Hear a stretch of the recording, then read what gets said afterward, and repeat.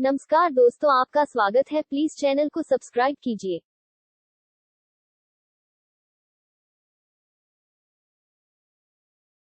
बहुत समय पहले की बात है। एक वन में एक विशाल बरगद का पेड़ था। वह पेड़ उन कौवों की राजधानी था। सैकड़ों कौवे उस पेड़ पर वास करते थे। उसी पेड़ पर कौओं का राजा कालराज भी रहता था। बरगद के पेड़ के पास ही एक पहाड़ी थी जिसमें असंख्य गुफाएं थीं। उन गुफाओं में उल्लू निवास करते थे।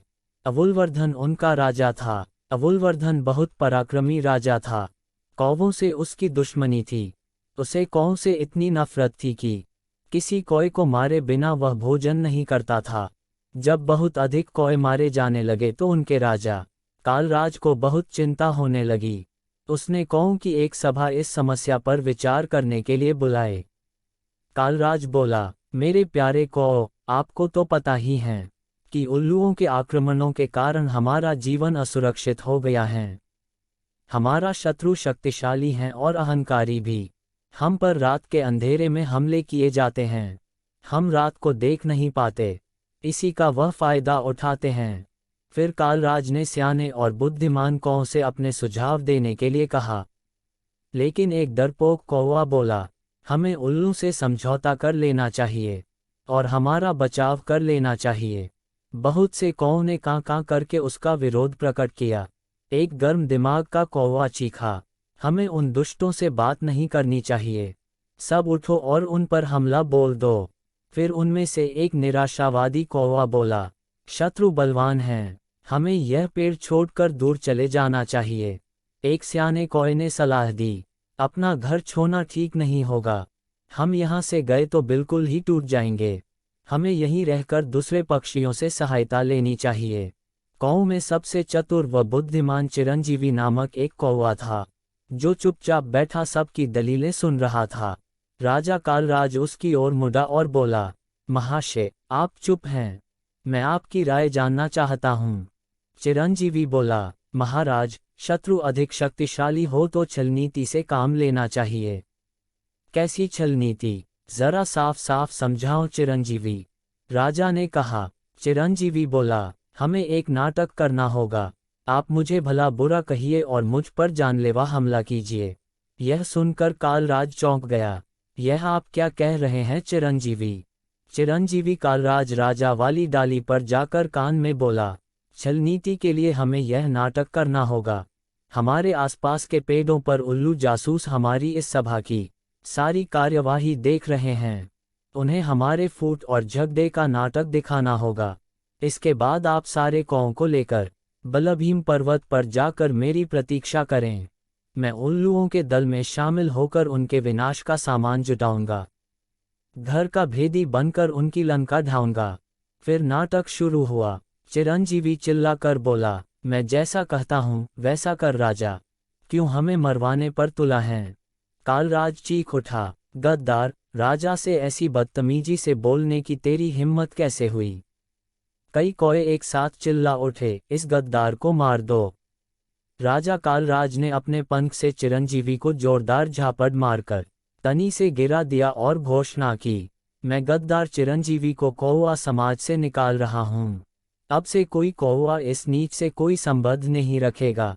यह मेरा आदेश है। आसपास के पेड़ों पर छिपे बैठे उल्लू जासूसों की आंखें चमक उठी।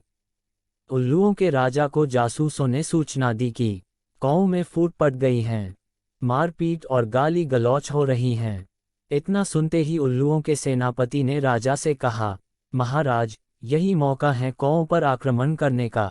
इस समय हम उन्हें आसानी से हरा देंगे। आक्रमण का आदेश दीजिए महाराज। उल्लुओं के राजा अवुलवर्धन को सेनापति की बात सही लगी। उसने तुरंत आक्रमण का आदेश दे दिया।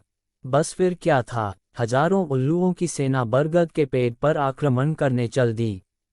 परंतु उन्हें वहां एक भी कौवा नहीं मिला। मिलता भी कैसे? योजना के अनुसार कालराज सारे कौओं को लेकर बलभीम पर्वत की ओर कूच कर गया था। पेड़ खाली पाकर उल्लुओं के राजा खुश होकर बोला, कौए हमारा सामना करने की बजाय भाग गए। ऐसे कायरों पर हजार थू। सारे उल्लू हू हू की आवाज निकालकर अपनी जीत की घोषणा करने लगे। नीचे झाड़ियों में गिरा पड़ा चिरंजीवी कौवा यह सब देख रहा था। चिरंजीवी ने कां कां की आवाज निकाली। उसे देखकर जासूस उल्लू बोला, अरे यह तो वही कौवा है जिसे इनके राजा ने धक्का देकर नीचे गिराया था और अपमानित कर दिया था। तभी उल्लुओं का राजा भी वहां आ गया। उसने पूछा, तुम्हारी यह दुर्दशा कैसे हुई? चिरंजीवी बोला, मैं राजा कालराज का नीति मंत्री था। मैंने उनको नेक सलाह दी कि उल्लुओं का नेतृत्व इस समय एक पराक्रमी राजा कर रहे हैं। हमें उल्लुओं की अधीनता स्वीकार कर लेनी चाहिए। मेरी बात सुनकर कालराज क्रोधित हो गया और मुझे फटकार कर कौओं की जाति से बाहर कर दिया। मुझे अपनी शरण में ले लीजिए। उल्लुओं का राजा अवुलवर्धन सोच में पड़ गया। उसके स्याने नीति सलाहकार ने कान में कहा, राजन, शत्रु की बात का विश्वास नहीं करना चाहिए। यह हमारा शत्रु है, इसे मार दो। एक चापलूस मंत्री बोला, नहीं महाराज, इस कौए को अपने साथ मिलाने में बड़ा लाभ रहेगा। यह कौओं के घर के भेद हमें बताएगा। राजा को भी चिरंजीवी को अपने साथ मिलाने में लाभ नजर आया। उल्लू चिरंजीवी कौए को अपने साथ ले गए। वहां अवुलवर्धन ने उल्लू सेवकों से कहा, चिरंजीवी को गुफा के शाही मेहमान कक्ष में ठहराओ। इन्हें कोई कष्ट नहीं होना चाहिए। चिरंजीवी हाथ जोड़कर बोला, महाराज, आपने मुझे शरण दी, यही बहुत है। मुझे अपनी शाही गुफा के बाहर एक पत्थर पर सेवक की तरह ही रहने दीजिए। वहां बैठकर आपके गुण गाते रहने की ही मेरी इच्छा है। इस प्रकार स्थिरजीवी शाही गुफा के बाहर डेरा जमाकर बैठ गया। गुफा में नीति सलाहकार ने राजा से फिर से कहा, महाराज, शत्रु पर विश्वास मत करो। उसे अपने घर में स्थान देना तो आत्महत्या करने समान है। अवुलवर्धन ने उसे क्रोध से देखा, तुम मुझे ज्यादा नीति समझाने की कोशिश मत करो। चाहो तो तुम यहाँ से जा सकते हो। नीति सलाहकार उल्लू अपने 2-3 मित्रों के साथ वहां से सदा के लिए यह कहता हुआ चला गया, विनाशकाले विपरीत बुद्धि। कुछ दिनों बाद चिरंजीवी लकड़ियां लाकर गुफा के द्वार के पास रखने लगा। सरकार, सर्दियां आने वाली हैं। मैं लकड़ियों की झोपड़ी बनाना चाहता हूं ताकि ठंड से बचाव हो। धीरे धीरे लकड़ियों का काफी ढेर जमा हो गया। एक दिन जब सारे उल्लू सो रहे थे तो चिरंजीवी वहां से उठकर सीधे बलभीम पर्वत पर पहुंचा, जहां राजा कालराज और कौओं सहित उसी की प्रतीक्षा कर रहे थे।